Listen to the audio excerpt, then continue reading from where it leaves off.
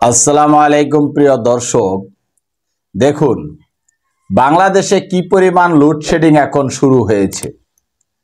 এখন এই যে কুইক রেন্টালের সাথে চুক্তি, এই চুক্তি আবার বাতিল করার আহ্বান জানিয়েছেন বাংলাদেশ জামায়াত ইসলামী।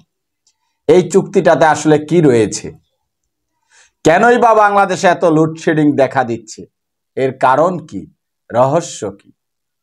প্রিয় দর্শক, দেখুন বাংলাদেশ জামায়াত ইসলামীর সেক্রেটারি জেনারেল ও সাবেক এমপি অধ্যাপক মিয়া গোলাম পড়ুয়ার সাহেব বলেছেন, দেশে অব্যাহত লোডশেডিং ও বিদ্যুৎ খাতে ভয়াবহ বিপর্যয়ের কারণে জনজীবন আজ বিপর্যস্ত। একদিকে প্রচণ্ড গরমে মানুষের জীবন দুর্বিষহ হয়ে পড়েছে, অপরদিকে ঘন ঘন লোডশেডিং মানুষের জীবনকে অসহনীয় করে তুলেছে। তীব্র গরমে অনেকে অসুস্থ হয়ে পড়েছেন। বর্তমানে গ্রামে 8 থেকে 12 ঘন্টা পর্যন্ত বিদ্যুৎ থাকে না, কিছু সময়ের জন্য আসে আবার চলে যায়। বিদ্যুতের অভাবে সেচের পাম্পগুলো পর্যন্ত অধিকাংশ সময় বন্ধ রাখতে হচ্ছে, ফলে পানি সেচ মারাত্মকভাবে ব্যাহত হচ্ছে। কৃষক ফসল ফলাতে পারছে না।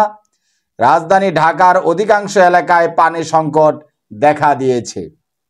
দীর্ঘ লাইন ধরেও পাম্পগুলো থেকে খাবার পানি পাওয়া যাচ্ছে না। বিদ্যুৎ না থাকায় পাম্পগুলো পানি সরবরাহ করতে পারছে না। প্রিয় দর্শক শ্রোতা, এই যদি হয় বাংলাদেশের অবস্থা, তাহলে বাংলাদেশ আসলে চালাচ্ছে কারা? বাংলাদেশ উন্নয়নের মহাসড়কে, তাহলে বিদ্যুৎ কোথায়? এত লোডশেডিং কেন? আমার প্রশ্ন। এ সময় অধ্যাপক মিয়া গোলাম পড়ুয়া সাহেব আরো বলেছেন, সরকার দলীয় প্রভাবশালী ব্যক্তিদের দ্বারা পরিচালিত কুইক রেন্টালের মাধ্যমে বিদ্যুৎ কেন্দ্র পরিচালনা করে সরকার হাজার হাজার কোটি টাকা লোপাট করেছে, দুর্নীতি করেছে।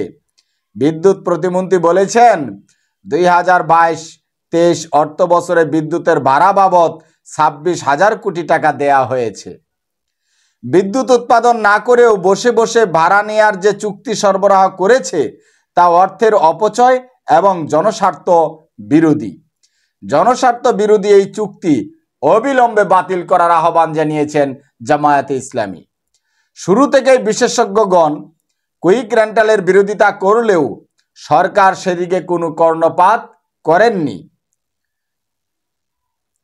জামায়াতের সেক্রেটারি জেনারেল আরো বলেছেন, দেশে বর্তমানে যে পরিমাণ বিদ্যুতের চাহিদা রয়েছে, সরকার সে তুলনায় বিদ্যুৎ উৎপাদন করতে পারছে না। উৎপাদন সক্ষমতা না বাড়াতে পারলেও সরকার দফায় দফায় বিদ্যুতের দাম বাড়িয়ে চলছেন।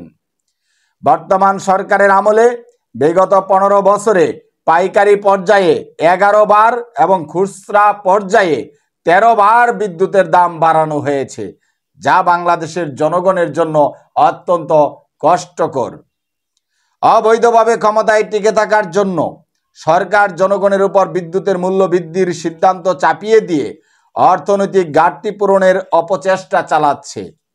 বিদ্যুতের মূল্য বৃদ্ধির ফলে শিল্প, কৃষি সহ দেশের গোটা অর্থনীতির উপর চরম বিরূপ প্রভাব পড়বে বলে জামায়াত ইসলামীর সেক্রেটারি জেনারেল ধারণা করেছেন।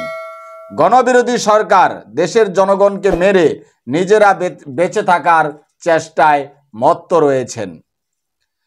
সবশেষে তিনি কুইক রেন্টালের সাথে জনস্বার্থ বিরোধী চুক্তি বাতিল করার আহ্বান জানিয়েছেন এবং বিদ্যুৎ খাতের দুর্নীতি ও সকল প্রকার অব্যবস্থাপনা দূর করে অবিলম্বে বিদ্যুৎ সমস্যার সমাধানে কার্যকর পদক্ষেপ গ্রহণ করার জন্য সরকারের প্রতি জামায়াত ইসলামীর এই শীর্ষ নেতা আহ্বান জানিয়েছেন।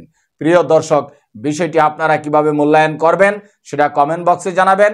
ভালো থাকবেন, দেখা হবে পরবর্তী আলোচনায়। আসসালামু আলাইকুম ওয়া রাহমাতুল্লাহ।